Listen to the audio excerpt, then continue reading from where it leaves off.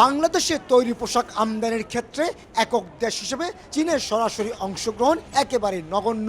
2024-25 অর্থ বছরে অপ্রচলিত বাজার চীনে বাংলাদেশ রপ্তানি করেছে মাত্র 225.74 মিলিয়ন মার্কিন ডলারের পণ্য, যা আগের অর্থ বছরও ছিল 217.21 মিলিয়ন মার্কিন ডলার। এখানে চাইনিজের মধ্যে কতগুলো মিডল আছে, বড় বড় ইম্পোর্টার আছে, যারা রিটেলার থেকে ব্যবসা নিয়ে তারা আবার ব্যবসাটা প্লেস করে।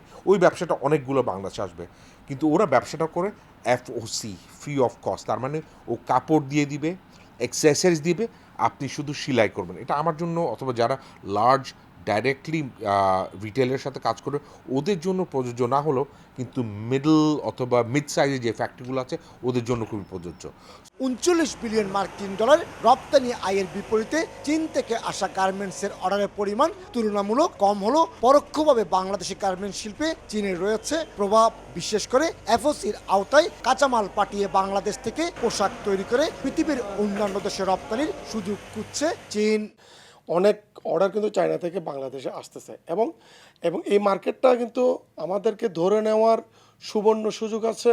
এই ক্ষেত্রে এনবিআরকে এগিয়ে আসতে হবে, কারণ আমরা যে মার্কেটটা দেখছি সেটা কিন্তু FOCর অর্ডারগুলো কিন্তু বাংলাদেশে দিয়ে করাচ্ছে ওরা।